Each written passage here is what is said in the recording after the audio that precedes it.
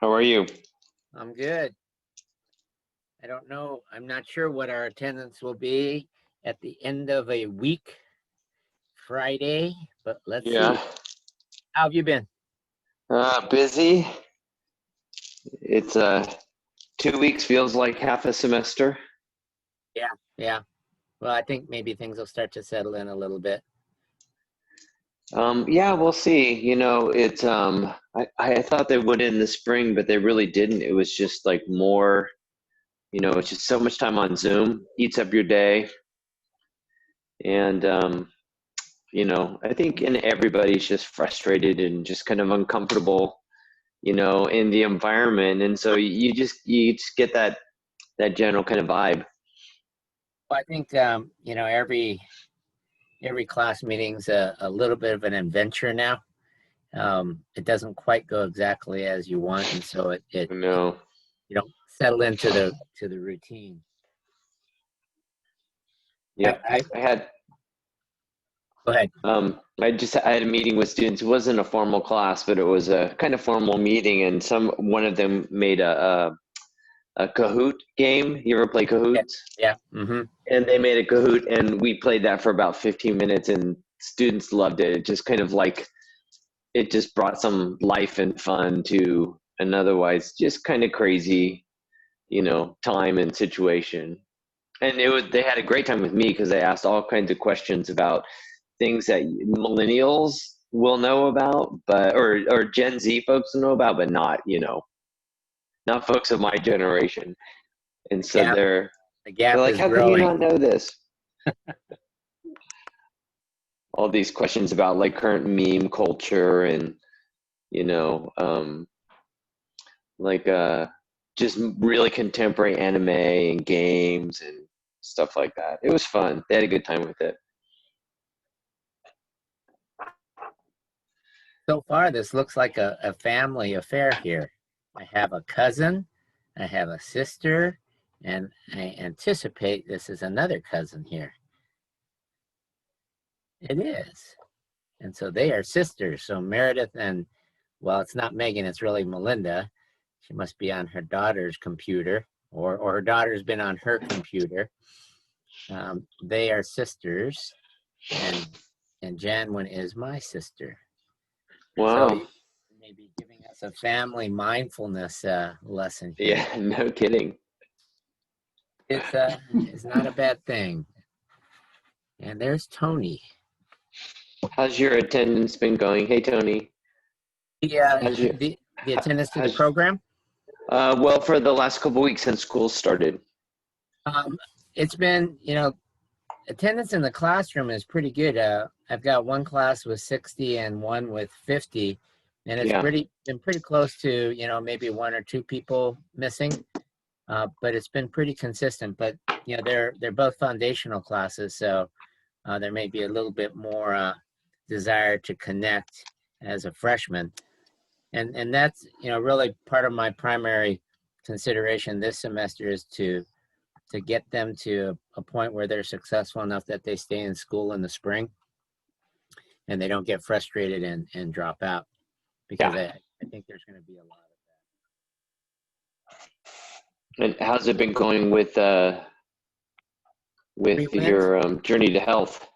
It's been going pretty well. I think we have a stable group of people who show up regularly, and then there's a group that are kind of shadowing and involved, but not necessarily showing up for all the meetings.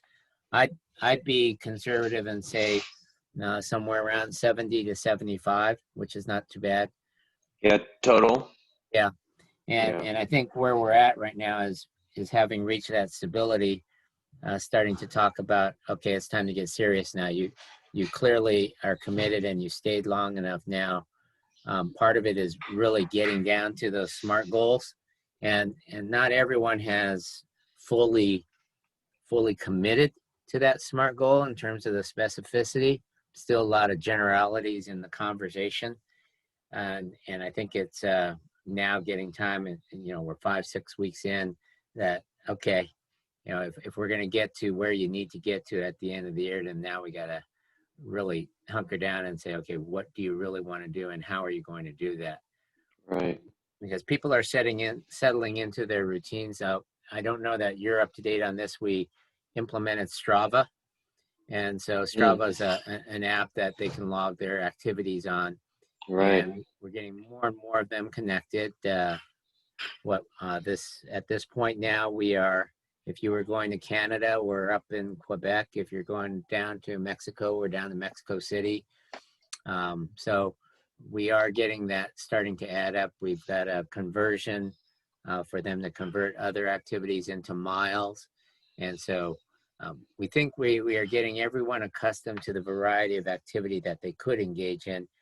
And now it's about being more specific of what they need to do. We had a conversation with the Spanish-speaking group, and one of the interesting things is, and because we have a predominance of women, is the opportunity to do some resistance training, right? To get stronger. And the majority, they talk about 5-10 pounds as the weights they're lifting, and yet many of them lift purses that are 5 pounds. And so if they carry it around all day, but now when we're doing weight training, you're lifting the same weight, then you're not going to see the improvement that you expect to see. So that's right. So part of that's that translation into activities of daily living. You pack groceries, you put them in the trunk.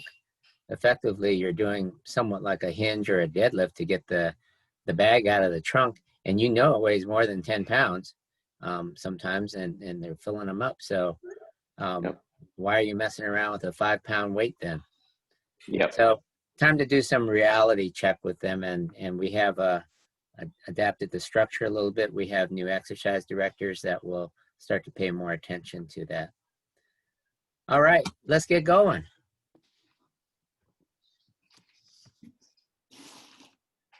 We have more than my family here. We have Arlene and her mother. Arlene brings her mother. I have sisters and cousins. So still Tony, you need to get a family member here. You're kind of by yourself. Boyns is a family, That's right. Oh, good one. Good one. Okay, we're all Tony's sisters, brothers here. Yep. Well, great. Welcome, everyone. Thank you for joining this wonderful Friday. It's going to be a heat wave. If it hasn't started already, it's coming. So, hunker down, stay hydrated.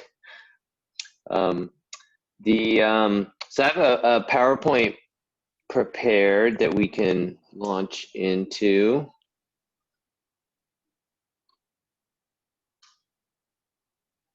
And my brother's here. Family's growing. But I think what I'd like to do first is to just start off with a little bit of meditation, and just to kind of set the tone, but also to stimulate the conversation. So I think we'll do maybe somewhere between 5 and 10 minutes of meditation. And to do that, this is what I'll ask you to do. As you're sitting, to the best of your ability, plant your feet firm on the ground. Like if you're sitting at a chair and a desk or on a couch, see if you can plant your feet firmly on the ground. If you're sitting cross-legged, that's okay as well too. But plant your feet firmly on the ground. You hold your hands in just resting on your knees, and or just resting on your thighs. And you can put them palm down. Tuck your chin in just a little bit, not so much like you're falling asleep, but tuck your chin in just a little bit so that your gaze falls down in front of you, so that you're not looking upwards or into the distance, but just looking about maybe 3 to 5 feet in front of you. And keep your back straight. You don't have to be military rigid straight, but you want to hold your posture so that it doesn't restrict your breathing. And if you hunch over, you're not going to be able to bring in much air.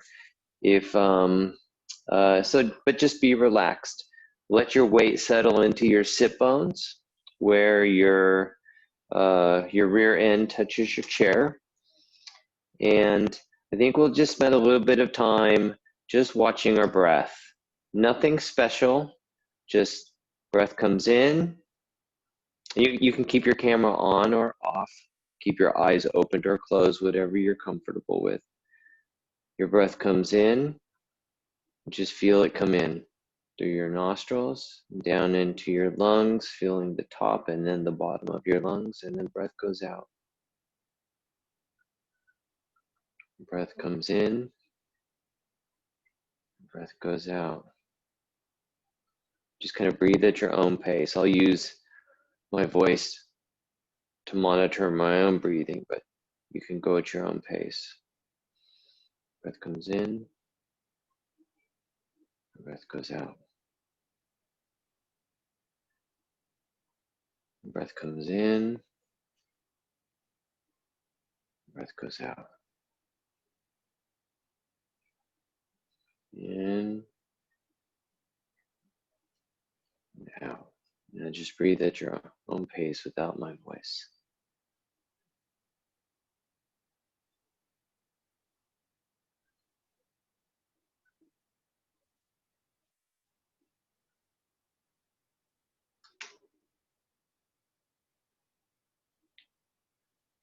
And as you breathe, keep your awareness focused on your breath, movement of the lungs, feeling the air going in and out of your nostrils.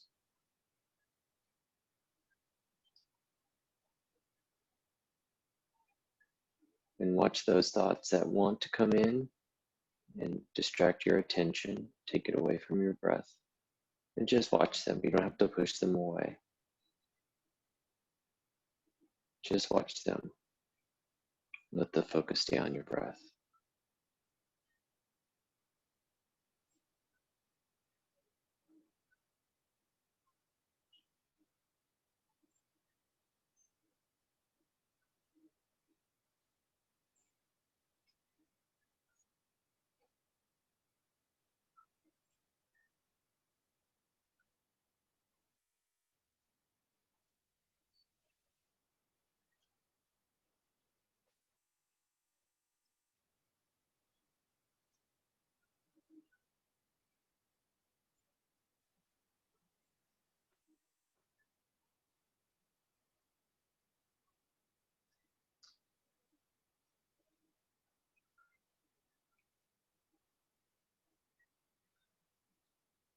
Keep your focus on your breath. Don't let your mind stray away to other things.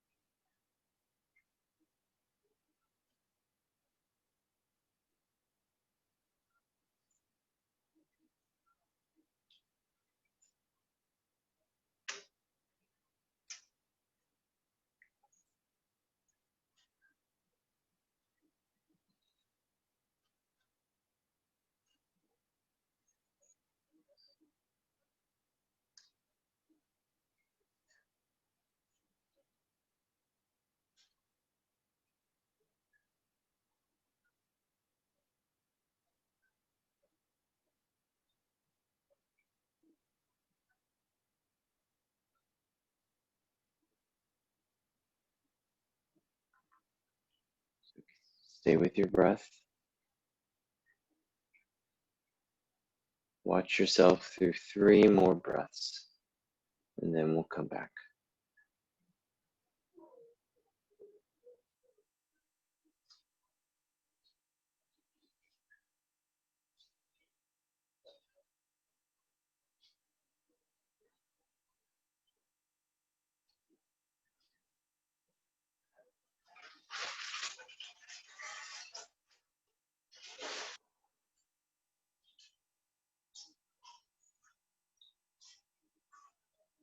Now use a bell to end the meditation.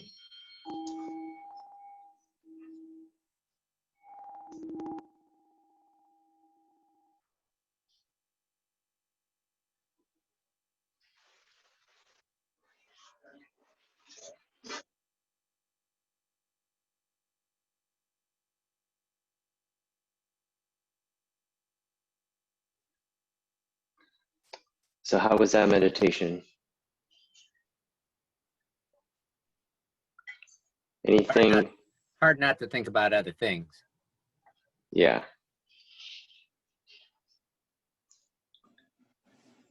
How about anyone else? I kind of had to like grab myself back into, because every now and then I was like, started thinking about other things, but I was able to go back into. Yep, that's great. That's how our mind works, right? And I think it tells us something really interesting about our minds that will be part of the focus of our conversation today. How about other experiences? I kind of was nodding off. Oh yeah. Yeah, a hot Friday afternoon after a busy week of school and work and stress and all of that. Yeah, sure.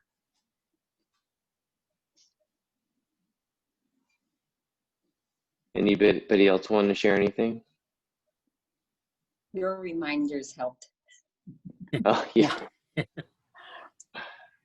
And then just helped the me. other, oops, sorry, just the other No. noises going around, you know, like in Yeah. the neighborhood and in my house.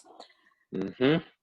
Yep, I was very aware of the air conditioning in my house, which just kicked on, and just the feel of the, I have a lot of sun to this side of me, and so I can feel the sun starting to kind of come in through the window and the heat.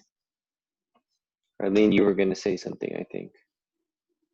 Oh, it was actually very centering. I'm usually really antsy when it comes to meditation, and I found myself that I wasn't moving around as much. Yeah, that's great. So one of the things that I think that short meditations like this show us is that we're often not in control of our own mental experience, and that we think that our minds belong to us. We can certainly think about things and use the mind in the way that we want at times, but oftentimes our mind is using us, and that we are spending an awful lot of energy on things that don't really seem to be part of our experience right now at this moment. And that our minds, compete, and our attention competes for what will be, the center of focus. And that the subject of today's presentation is about stress, and that oftentimes our stressful experiences are really about our mind competing with itself for space and for attention. And sometimes our most stressful experiences are experiences where we're completely out of control of our mind, and maybe we're even out of our mind in some ways, and that our mind is running away from with itself, and that we're kind of observers in that experience. Meditation is important because what it can do is to allow us to find moments of pause, even if they're very split second, half second moments of pause inside of all of the dialogue that goes on inside of our mental experience, and find those moments of pause and then slowly learn to expand them so that that can become our dominant experience. And that openness and awareness can be incredibly powerful in healing.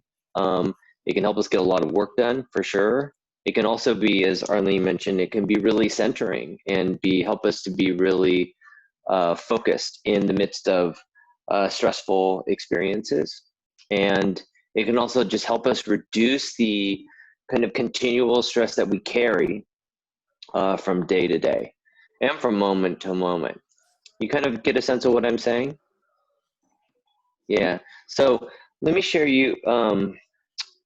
with you a PowerPoint that I put together. There's way too many slides for us to go through, but I'm a professor. That's my job, right? Is to have more information than we can possibly use. So we focus on. Oh, this is the wrong one. I think, oh no, here we go.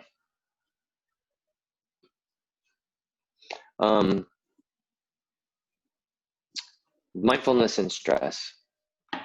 When we think about mindfulness practice is important because it is a way for us to help reflect on and maybe challenge, combat our experiences of dis-ease.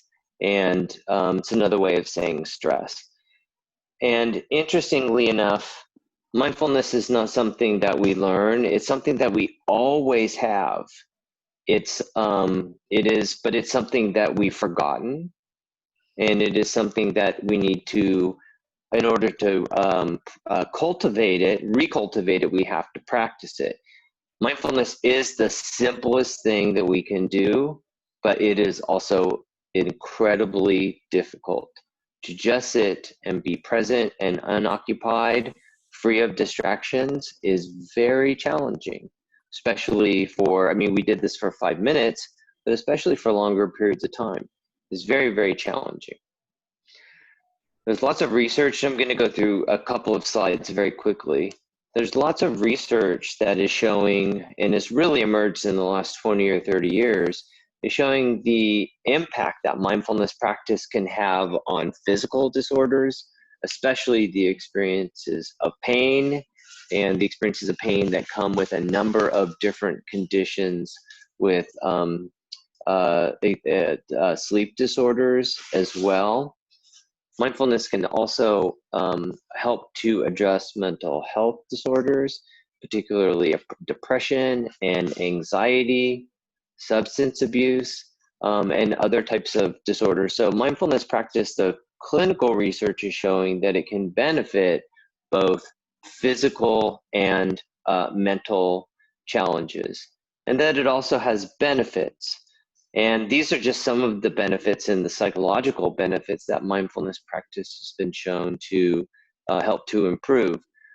Emotional well-being, reducing stress, reducing rumination, improving attention and focus, and increasing self-acceptance, decreasing avoidance, and increasing self-compassion. There's a lot of talk these days about the importance of self-care and being kinder to ourselves and taking time for ourselves. And mindfulness practice is not only a wonderful way of taking care of ourselves, it also helps us to create a kind of personal ethic of being more compassionate toward ourselves, and not just ourselves, but towards others as well.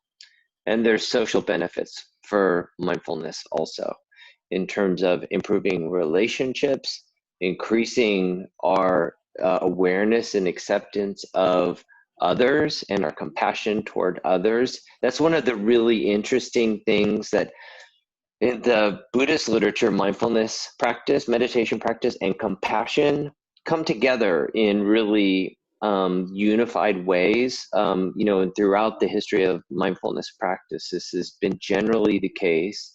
And it's interesting, the research shows that that mindfulness practice tends to trigger the compassion centers of the brain as a person practices over time, and that experienced meditators will also have more richer, denser neurons in both awareness centers of the brain and compassion centers of the brain.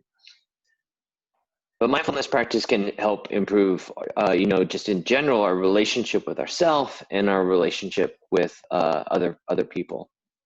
And I wanted to come back to the quote that we mentioned the last time that we met, which is about a month ago. And this is Jon Kabat-Zinn's definition of mindfulness: intentional, accepting, and non-judgmental focus of our attention on our emotions, thoughts, sensations that are occurring in the present moment.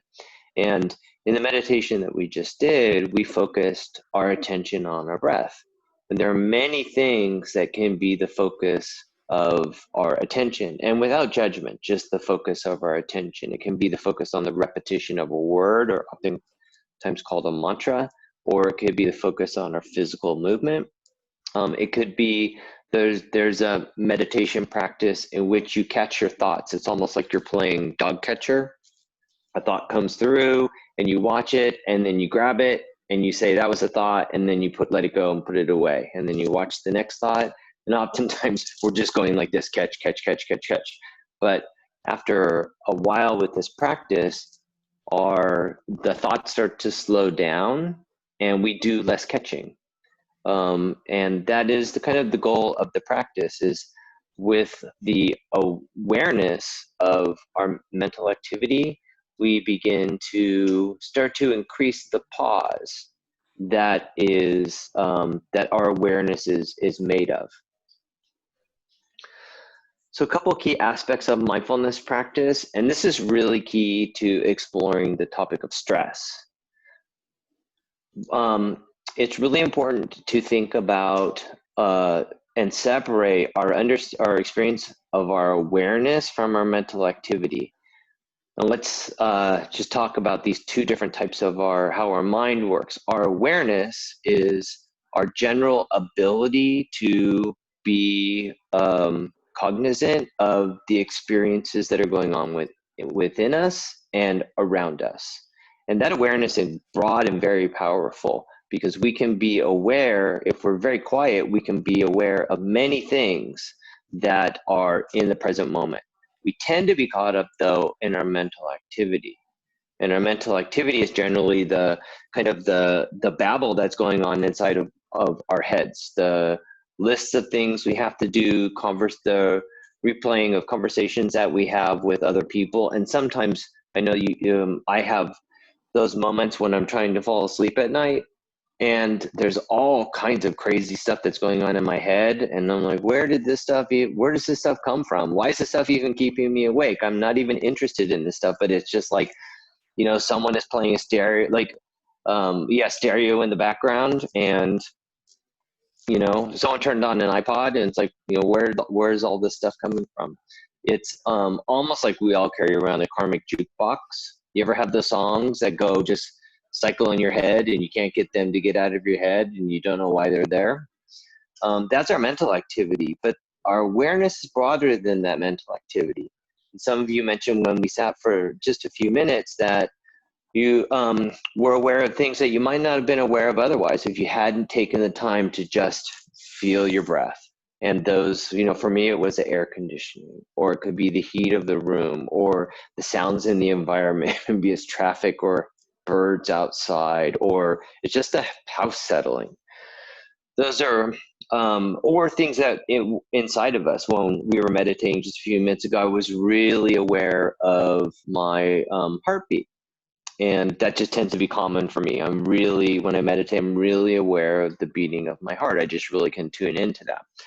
And our awareness is much broader always than our mental activity, but we tend to become absorbed within our mental activity. That's the foreground of our experience, what's in the focus of the spotlight. But we can see through meditation beyond the spotlight, and our awareness is much broader. And what is interesting about the spotlight is that the spotlight can allow us to focus on things and fixate on things. And sometimes if those things are stressful experiences, we can make things much worse for ourselves. So let's talk a little bit about that. So why do we stress? Stress is an evolutionary response to, survival, and it's part of our human condition, and that there's a really important adaptive component to stress. We want to, if there's a danger in the world, we want our bodies to be alerted to that danger so that we can react and we can, protect ourselves from danger. But the way in which we stress, especially in the modern age, is that our stress comes a lot from not from our reactions to things that put us in danger, but how we relate to our stress itself. And so we have a tendency to stress because of our stresses, not because we're trying to protect ourselves from danger, but we're concerned about the stress that we have. And so it's kind of like a second level of stress. This is important, this second level, because it's a theme that runs throughout a lot of the literature, historical literature on meditation. We're going to call this a second arrow in just a minute. And there's a way that we can reduce this stress. Looking at stress is important because stress impacts our immune response, our nervous system and cardiovascular systems. It can increase inflammation in our body or our ability to reduce inflammation. It can increase the release of some hormones that can have negative impacts on our body, like cortisol if there's too much, and also can affect our mood and mental health. And one of the things that causes this stress and can lead to these more serious impacts is what in the Buddhist tradition is called the monkey mind. Have any of you ever heard of the monkey mind before? No, monkey mind isn't the idea that well, let me take this off of this slide share real quick.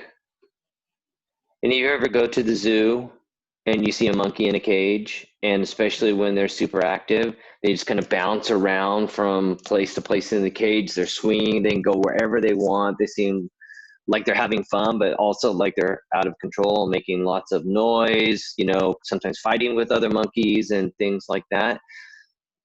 In the mindfulness traditions, the idea of the monkey mind is a metaphor for how our own mind works. Our minds move from thing to thing to thing, and there doesn't seem to be any kind of rhyme or reason to how our mind moves. Is that true for some of you? It is for me a lot of the time.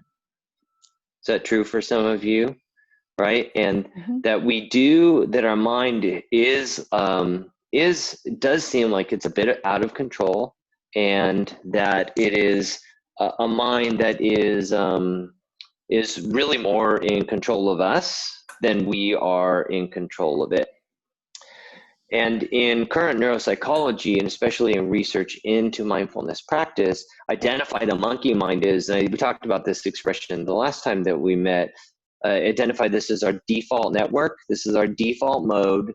How, if unless we work to counterbalance it, that the monkey mind is how we operate in our daily life, and that it is the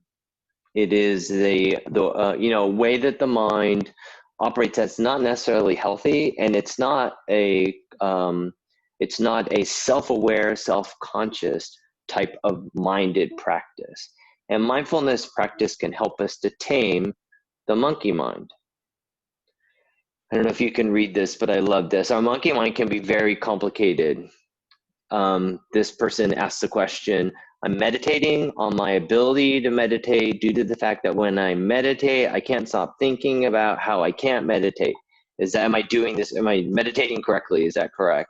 Our monkey minds can be very complicated, have many, many, many layers to how we think about things. I'm doing this. Am I doing this right? Is it right for me to think about whether or not that I'm doing this right? Is it right for me to even question whether, you get it right? There's many layers sometimes to our experience, and those experiences can really, as they layer, can really create layers of stress that separate us from an actual experience that may have caused a stressful reaction. And so our mental condition can really contribute to our stressful conditions in ways that separate us from an original experience of stress. And in fact, sometimes the original experience of stress is not even present for us. In mindfulness traditions, this experience is called the second arrow. And I love this picture. This is an artist's rendition of the second arrow. There's a parable that's told told in Buddhist literature, and the parable goes something like this. A student comes to the Buddha and says, which is worse, when a person gets hit by a first arrow, or when they get hit by the second arrow? And the Buddha changes the story and the meaning of the story, and says it's the second arrow. We oftentimes experience pain, like the nail that is in the handle of the hammer. We experience pain, but what we tend to do to ourselves is we keep hammering in the nail. And so the first arrow is the nail through the handle of the hammer. The second arrow is every time we hit the nail that caused the painful experience in the first place. So you get these two levels, the first experience of pain, and then the second experience of making the pain worse.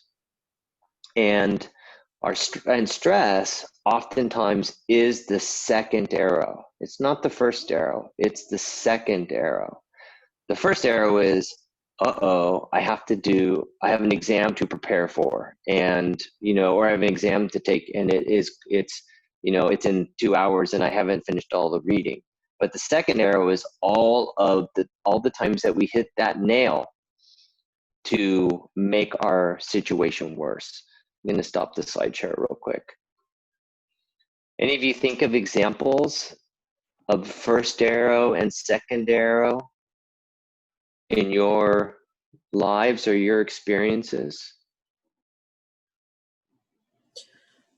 I didn't see it the way you explain it, but the way I see it is the first time, because I don't expect, it's unexpected, the pain doesn't feel that strong. And because on the second time, whatever situation it is, because I know what's coming, is more painful for me. I don't know if that. Sure, yeah, that's very good. It is different than how I explained it, but it definitely is parallel. Yep, absolutely. I think it's when you make a mistake and then you keep beating yourself up because of the mistake. Yep, exactly. Or I have an argument with a friend. The argument is done, it was painful, but then I walk away from the argument still having the argument. Right? And sometimes I make the argument worse. Wow, that person is a real so-and-so. I can't believe they said this. Next time I see them, I'm going to say this. And they have these really bad intentions. They're an evil person. And I'm the good person. And, or maybe I'm not the good person. I really let myself down because that was, I really did something wrong. Today, I was trying to feed my cat. And I stood up from my chair, and my cat was right underneath my feet, and I didn't want to step on my cat. And so I tried to step away, and I lost my balance a little bit. And so I was like, I'm kind of frustrated with my cat, but I like my cat, so I didn't want to get mad, right? But then when I lost my balance, I bumped the table and hit my knee, and I was like, oh, I just hit my knee, and now I'm hurting. Now I have pain. And I was in this moment, I'm like, okay, here comes the second arrow. Now I'm going to yell at my cat. Now I'm going to, now I'm going to curse, and I'm going to make the situation worse, right? And I didn't do that. I just fed my cat. But my knee still hurt. But we have these moments where it's like, okay, there's a moment of pain, and now we have a choice. Whether after that moment, what do we decide to do with that pain? And do we decide to make it worse? Or do we decide to find a way to open up our experience so that we see the pain and experience it, but we don't make the pain worse by by adding a second arrow. So I think you get the metaphor, and I love this image of the hammer. It's it's an artist rendition, and I just think it's so great. I want to make a hammer like that. So it helps us to understand the difference between pain and suffering.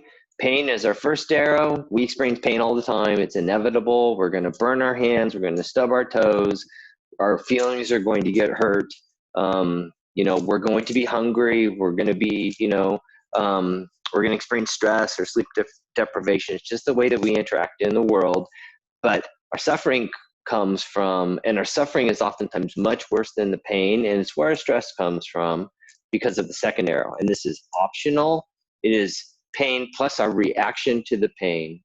And it is produced because of an attachment that we have to the consequences of the pain that we experience. So mindfulness is a way to resolve this kind of suffering. We can do this by being present, by focusing on the moment, by letting go of our attachments. This is what mindfulness does.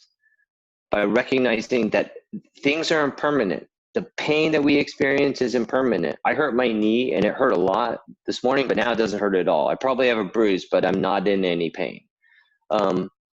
Our suffering, our stress, all change. And when we have that, we cultivate that kind of idea, it can really lessen the intensity or the severity of the experience, because we know that it's not always going to be like that. And even if we're always in pain, the pain is not always the same. Sometimes it is greater than other times, but it's never the same pain from moment to moment. And mindfulness helps us to be compassionate towards ourselves, the pain and the suffering that we experience. So instead of reacting strongly to something, we can just take a moment to reflect, to not immediately respond, and to lessen the overall experience of stress. So there is a difference between the stress reactions that we have and the stress responses that we have. In the mindfulness literature, they break these into these two categories. Stress reactions are reactions to the first arrow. These are survival mechanisms, how we scan for danger in the world, our responses to fight or flight. And our stress responses are ways that we can minimize extending out our stress reactions if we can manage our stress responses, the second arrow, and prevent our stress reactions from becoming stress responses or becoming bad stress, the distress or dis-ease that we talked about earlier.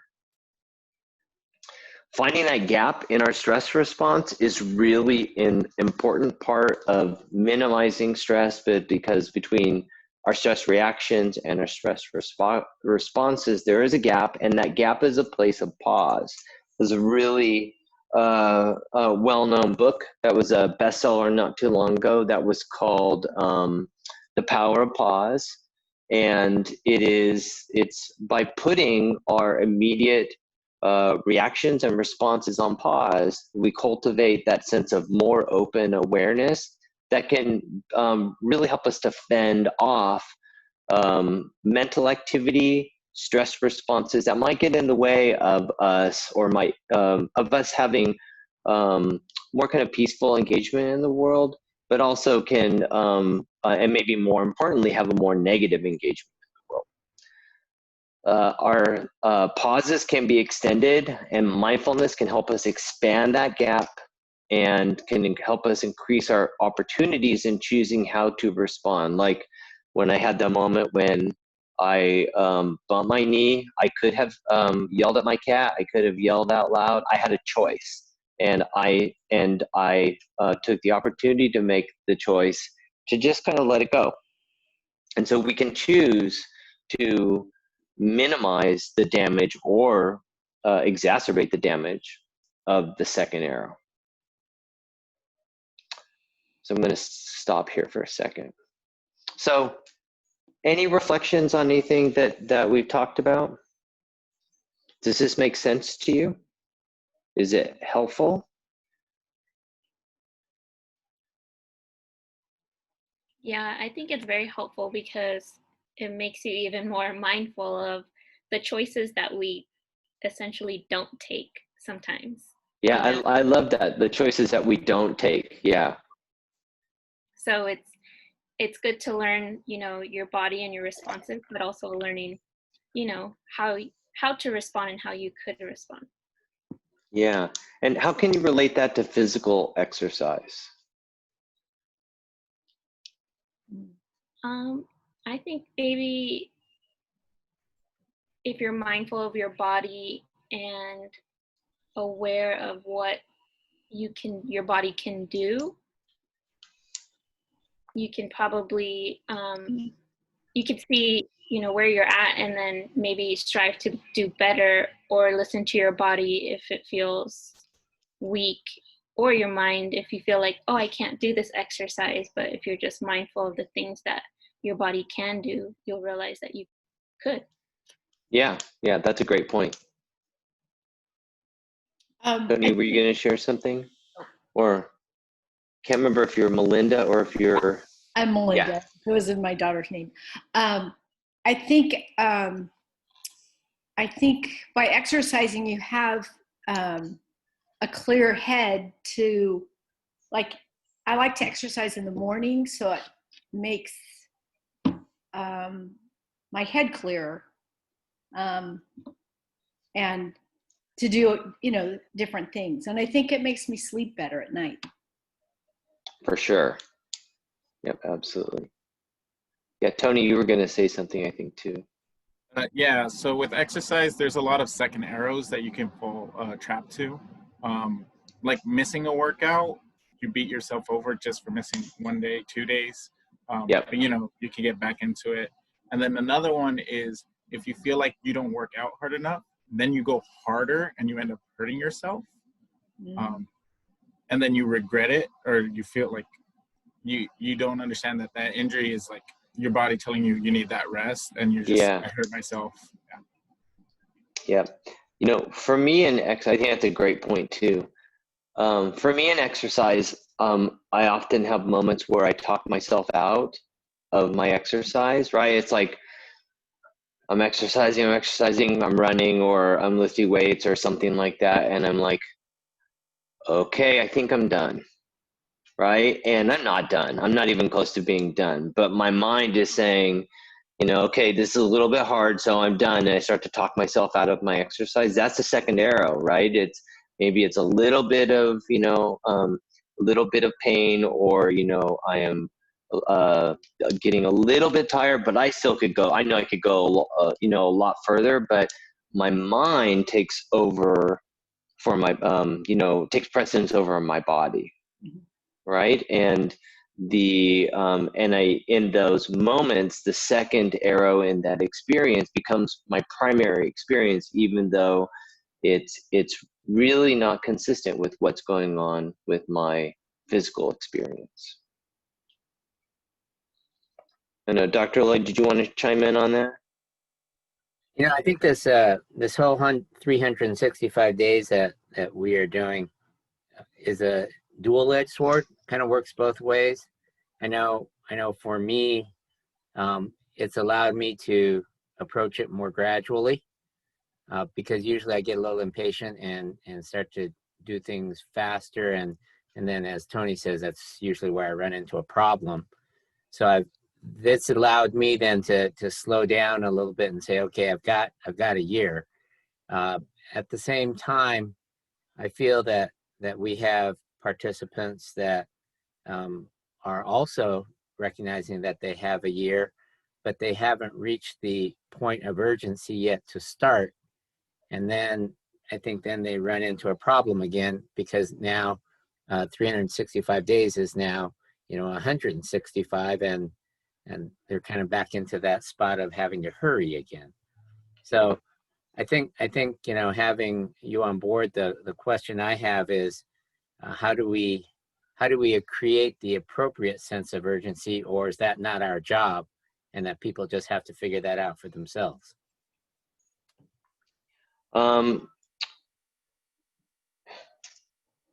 mean, it's a good question, and I think my response to that is probably not going to be very satisfactory, but it just comes from my personal experience. And that is that I think that for mindfulness practice, it's the best teacher, and that the urgency comes when you're ready for it. And I have faith in that, at least with mindfulness practice, that you jump into mindfulness practice. And I think it may be true with many things, but I know it's true for mindfulness practice for me. And that is that, in my own experience, stepping into mindfulness practice, it can be very slow and difficult. And then you hit a kind of a threshold, and past that, now it's like, now mindfulness is a different thing for me. Now it's easy and it's fun, and it's very relaxing and calming, and it's not like something I want to do or I feel like I have to do. it's something I want to do. And if I don't do it, I miss it because I feel like it's like a morning cup of coffee, right? And I think, that's a transformation I think that happens for most people when they practice, and that I don't think that's the same for everyone, but when it comes, and that the urgency that comes with it is more naturally cultivated, right? And that it comes when a person is ready for it. Does that make sense? Well, I think I get that. And certainly with exercise there's periods of time when it's hard, and then it gets easier because you're now where you need to be, you want to be, and physically as well as mentally it gets easier. I think where I get torn is that I don't know that this program is going to go beyond 365 days. It's not like I know, well, I suppose I could decide, but I haven't decided, do we start a second year? And that then there are a number of individuals that I see that are involved with the program that you got to do it now, because if we're not here next year, then who's going to be here to help you get that done? And so that's where that urgency comes from, because it's not that we have all the answers, but certainly we are providing a greater support system than one normally would have. Yeah. And so how to have people take advantage of it while it's here before it's gone, and then they're on their own devices again. Hopefully they've learned enough that, okay, they don't need us and they can take care of themselves for that next year. But I'm not sure that's the case in knowing the people that I've interacted with over the years. Yeah, I think that's true. You motivate people by creating structures that force people to act in certain ways, by, maybe it's setting requirements, goals that folks have to fulfill that become part of routine experience, and then becomes part of a person's, daily experience and part of their lives. I still like the idea, and this is metaphoric, I guess, but Ken Keyes wrote a book called The 100th Monkey. Any of you read that book? And it comes based on a story that they found with rhesus monkeys or macaques, that there were some primatologists who taught them how to wash potatoes. And they like to wash potatoes in the salt water because it brought the monkeys, we're talking a lot about monkeys today, because it brought, it gave them an additional flavor, right? And so then they taught a group, and that group ended up transmitting that practice to other monkeys on the island. And when they came back, there were hundreds of monkeys that were washing the potatoes. And they're like, I wonder how that happened. And that the idea that they came up with is that there's a threshold, which they call the 100th monkey. As soon as the 100th monkey learns it, then it's kind of like it's herd knowledge. And then you can't really predict it, but that it becomes part of a culture. And once it's part of a culture, then it's there present for everyone. It's that critical mass, but that's the same issue that I've had my entire career at Northridge, though. Is trying to achieve that critical mass, and we never have. And part of the reason for starting this program was and I've related to a number of people, is the number of people that I've seen retire in poor health, who participated in programs 25 years ago, but they didn't continue. They stopped. Yeah. And then even with this program, we have a large number of our family here, and we've done things in our family over the years, trying to get people to stay with it. And it's the same. I have the same challenge with our family as we do at the university. So we've never been able to hit that critical mass, and I don't know if we have not picked the right topic or the right event to convince more people. Yeah.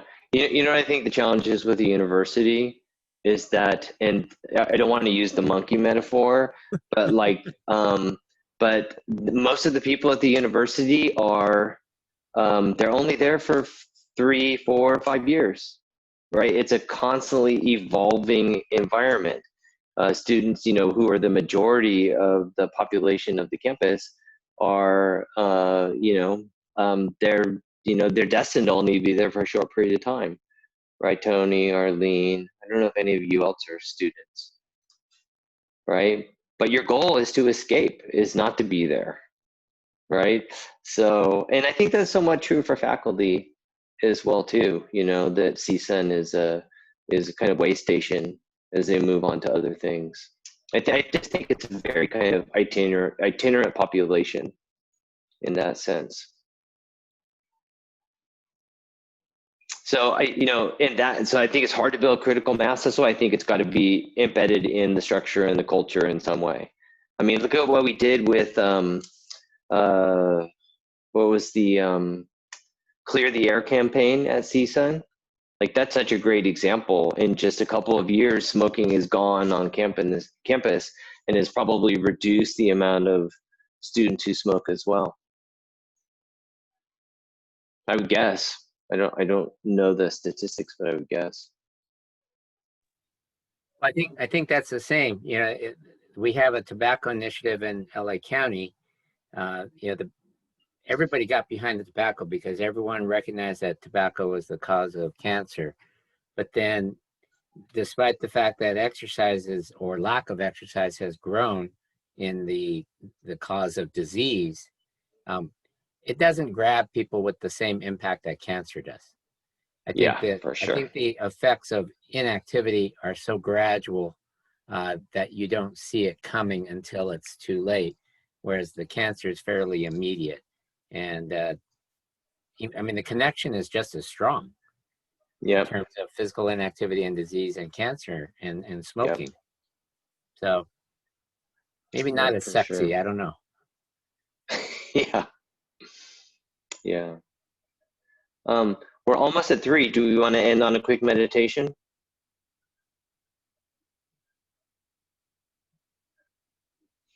So I like to use the bell. So I'm going to use the bell to start. I'll turn off my microphone while the meditation is going on. We'll meditate for just a couple minutes so we can take us out close to 3 o'clock, just when my phone is ringing. So, bell.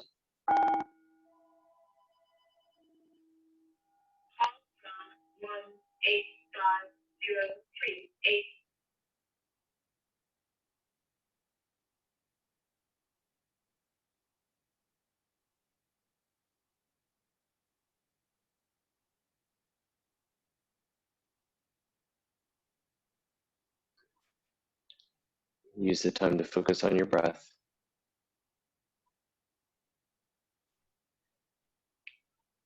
To inhale and exhale.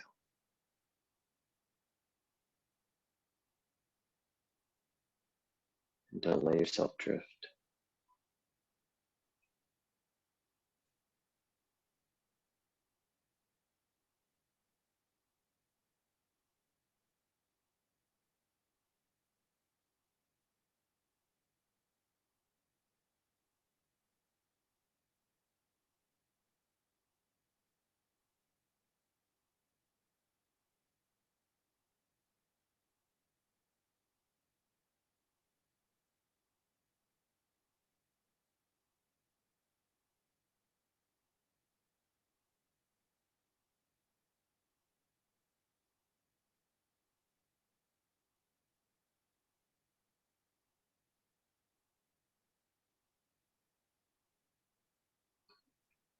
And stay with your breath.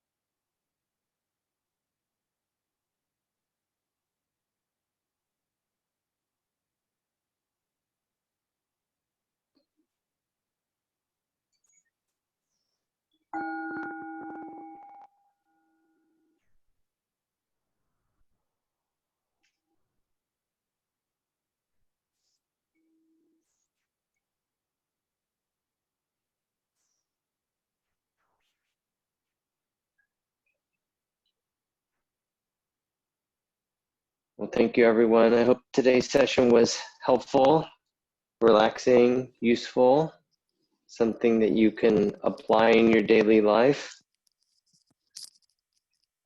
You must make choices, but they must be the correct choices. Yep. Much. Yeah, you're welcome. Yeah, I wanted to talk a little bit about eating because we also make lots of choices when we eat. One of my friends was saying, yeah, I went and got these really great vegan donuts and I thought I was going to eat healthy and brought them home and ate them all in one setting. And she was really disappointed in herself. But that's our mind just kind of letting itself get carried away. I mean, maybe that's fun too, that kind of binge eating, but you know, letting ourselves get carried away instead of like, here's a donut, we can have this one now, and we can have another one, you know, in 6 hours or the next day. So I know I'll do that. Finish too much of a bag of chips. That's my weak spot. Trying to plant a thought in our mind before we think about dinner here. That's right. Okay. Well, before you go to the kitchen, breathe in, breathe out. Thank you, David. All right. Thank Enjoy the you. rest of your Friday. Bye. Have a hydrated weekend. It's going to be hot. Oh, that for sure. Yeah. Yeah. Yeah. All right. Talk to y'all soon. Have a Bye. good weekend.